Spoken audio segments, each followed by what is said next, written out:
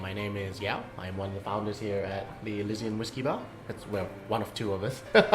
So we're a very small team, basically a small whiskey bar, neighborhood bar in Fitzroy, focusing on independent bottlings of whiskey, kind of harder to find things, and classic cocktails and kind of general good times. Why did you decide to open a whiskey bar? Just really, really like whiskey.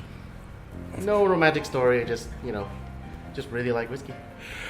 What do you think's special about whiskey? Because I feel like it's got a character and mystique that other spirits don't have. How do you feel about whiskey? In my opinion, I would say whiskey has the widest flavor palette of all the alcohols. So I think just based on the kind of rules and stipulations on what can be called whiskey, it's a really wide category. Mm-hmm. So you got variations in different kinds of raw ingredients, like different kind of grains and whatnot, and also the amount of the different kind of barrels that you can use. Mm-hmm. Just creates a really, really wide flavor combination. So you never really get bored. There's so much whiskey out there, you'll never try it all. You can try, but you can try. Well, how many whiskeys do you think you have here? So we try and keep the whiskey selection here at a ballpark of about 350 to 360. Mm-hmm. We find that that's a pretty manageable number for quick rotation. So mm-hmm. on average, we rotate about 6 to 10 new whiskeys a week. Mm-hmm. So that means within a year, you probably rotate about 2/3 of the back bar brand new. So if you don't come here for a year, you probably 2/3 of the back bar will be new, and it keeps things interesting for our whiskey mm-hmm. regulars. Yeah. How about at home? Do you keep a lot of whiskeys at home?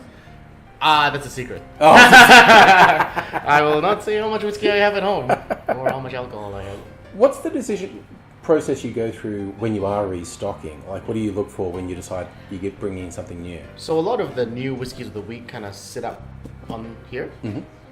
And as bottles kind of die, you might see a couple of spots in the back. Mm-hmm. They get kind of filled back into there. Mm-hmm. And then that's one of the factors on, okay, what do we need to stock for next week? We need to kind of fill those holes, and then we look at the flavor profile of those whiskeys. I'm like, okay, cool. There's a lot of sherry cask whiskey on at the moment. Maybe we'll try look for different other casks. Just have a balanced flavor palette offering that's available to our customers. What do you reckon is one of the biggest misconceptions about whiskey? Biggest misconceptions about whiskey? Or what's something that you help people understand about whiskey that they might not know? Oh, that it's not scary. It's not a thing that's a luxury product. It's not something that only grumpy old men drink. Everyone drinks whiskey. Young people, old people, male, female, non-binary, everyone. It's for everyone. And for people to say they don't like whiskey, I think they just haven't found the right one yet. I think there's a whiskey out there for everyone. And I noticed you do have a lot of Australian whiskies. What's your view on the Australian whiskey scene at the moment? Australian whiskey scene is booming. We've been in a boom for about 10 years now. Mm-hmm. So I would consider us to be in what I guess the third wave. Like how there's third wave coffee, whereas it's sort of the third wave of Australian craft whiskey at the moment. We're doing very, very well in the international market. I think just this week, Stoward took out something like 30 medals at the San Francisco competition. They just swept everyone. It's pretty amazing. Good on them, man. It's our most local distillery, so great stuff in them.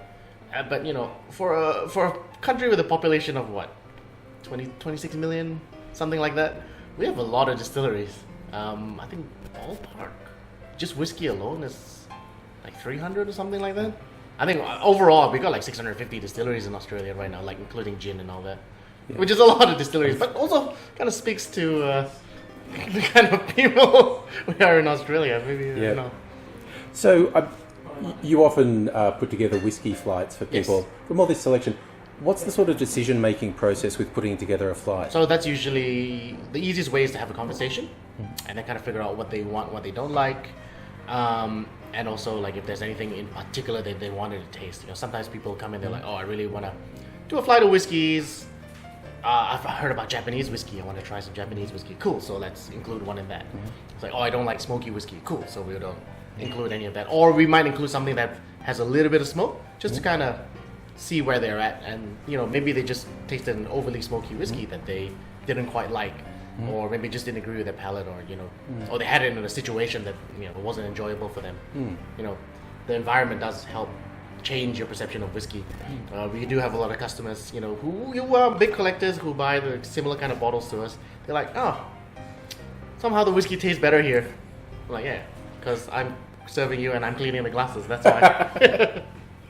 So, besides the tastings, you also do cocktails. Yes. What do you think makes a good whiskey cocktail? I think, I mean, not just whiskey cocktails, like all cocktails should have some sense of balance, you know. There can't be a cocktail that's too sweet or too bitter or too sour, because it becomes tiring to drink. So I think a cocktail should be, I think balance is the most important thing. You can be booze driven, but also you need it to be at a dilution that's right, that you can drink a lot of, you know. For me, a good cocktail is one that you can drink easily. You shouldn't fight against the cocktail. If you do, I mean, you're probably fighting some other demons, but you know that's a different kind of conversation. Yeah. So we're talking about, you know, basically a boom in whiskey. Yeah. Do you have any thoughts about where you think, particularly the Australian whiskey scene, is likely to go, like, you know, say the next 10 years? I would say we're probably going to see a lot of closures in the next 10 years. Just the way that the economy is going and the sheer saturation in the amount of distilleries that we have. And, you know, there are a lot of, I guess, hobbyists out there that, you know, didn't approach it like a long-term business. You know, in the end, making whiskey and selling whiskey is a business. We got to be realistic about that. If you're not selling any of your whiskey, you don't have funds to make more whiskey, and that's not sustainable. It has to have a balance there. I think some distilleries, like for example, if we bring up Starwood again, they approached it from a very, you know, I think they approached it the right way, had good long-term vision, and now I think they're sitting in a really great place right now.